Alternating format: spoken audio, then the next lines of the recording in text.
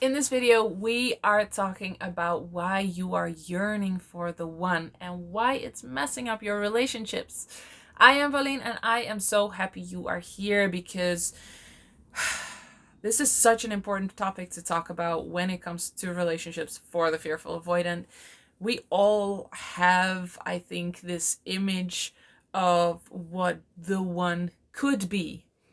And this is such a pitfall because it's so tempting to think about this fantasy partner that you probably don't know. Or maybe you have someone in mind, but they have been out of reach and you project a whole lot of things on them. So that is just a type of perfectionism that is really impacting your relationships right now, because it's very hard to just be with what is right now, either the relationship you're in right now or just the reality of a relationship in general. It's really hard to just be with that if you have this image of there is someone out there, one person that I have to find, and then everything will be okay and I will be happy and will be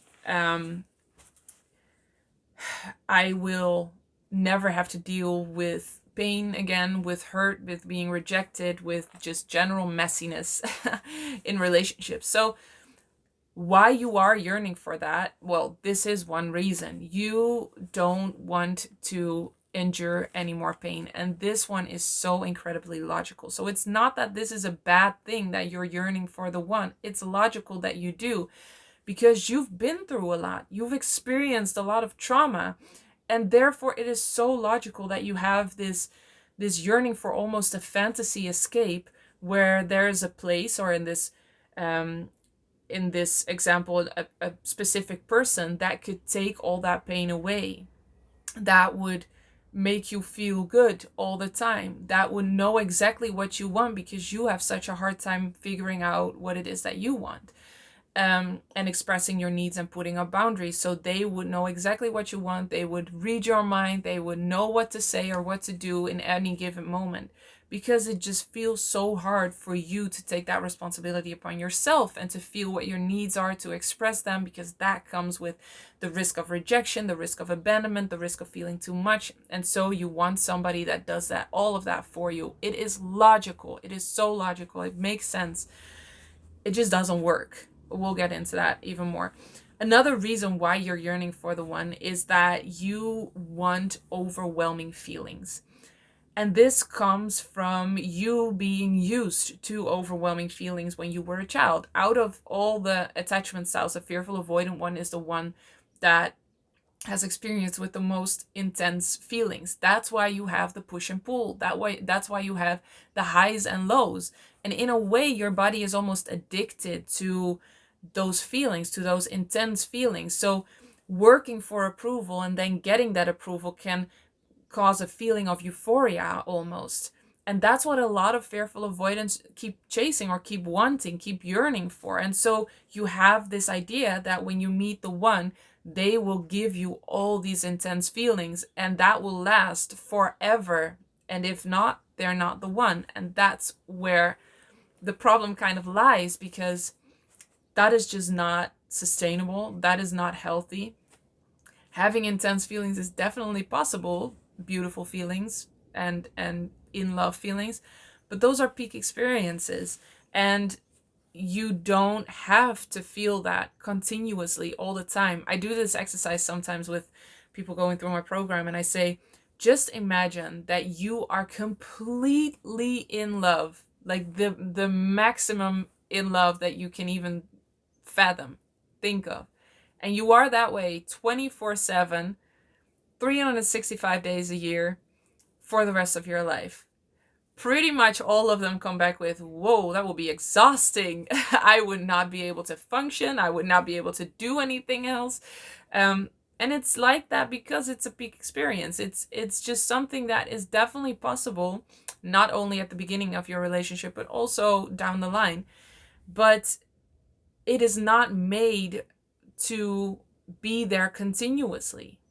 And that's okay. That's safe. It's okay to not always feel super in love or super happy or super intense emotions. So this is also why you're yearning for the one.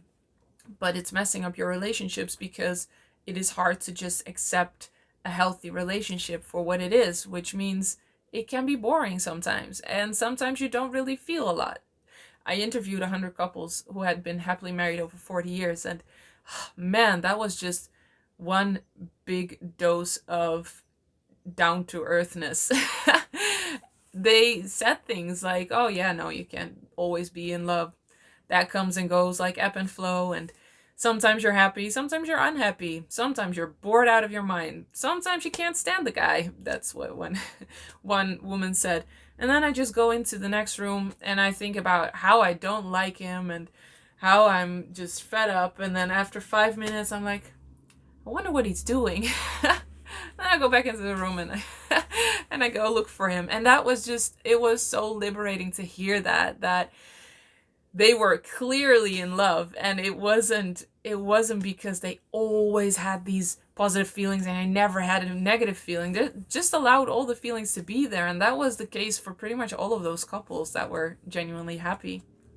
So yeah, little anecdote in between. Another reason why you're yearning for the one is you are looking for perfection, and perfection is safety. I talk about perfection more on this channel lately, even more. And for you, there is safety in perfection. If they are perfect, if your relationship is perfect, if your feelings are perfect, then you are safe.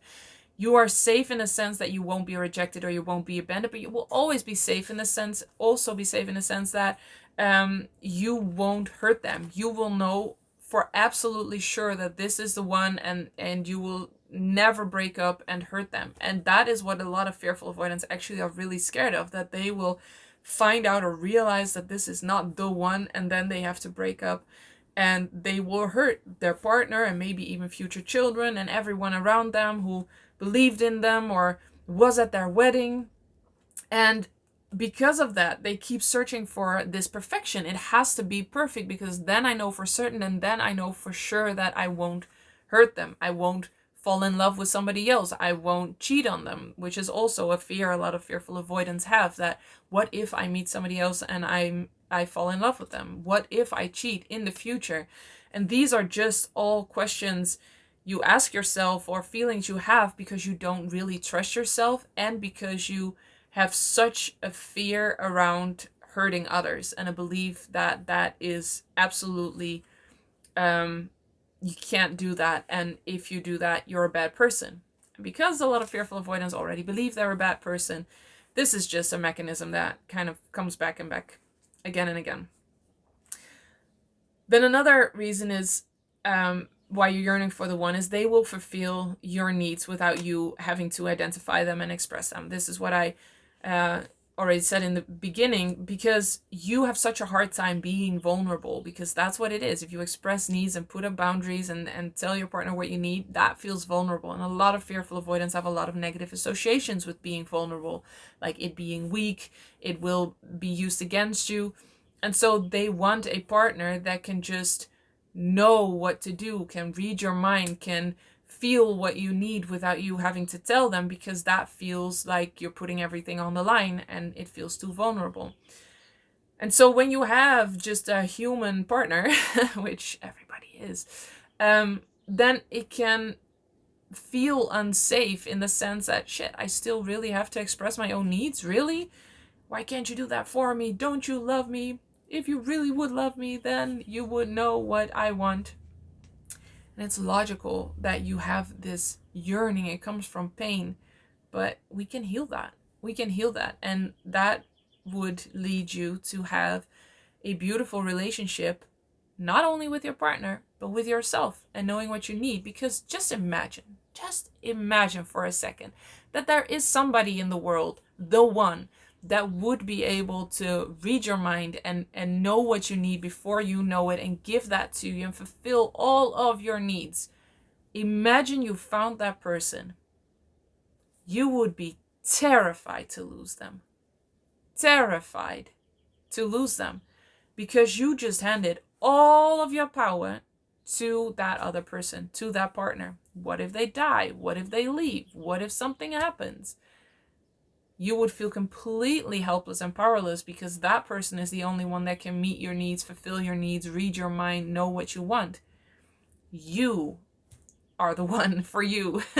You are that one that can fulfill your needs, that can know what you want and express that. And that is where certainty is. That is where security is. That is where safety is.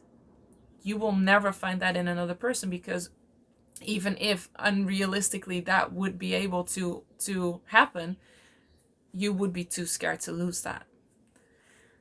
So another reason why you're yearning for the one is that it makes you feel worthy and safe.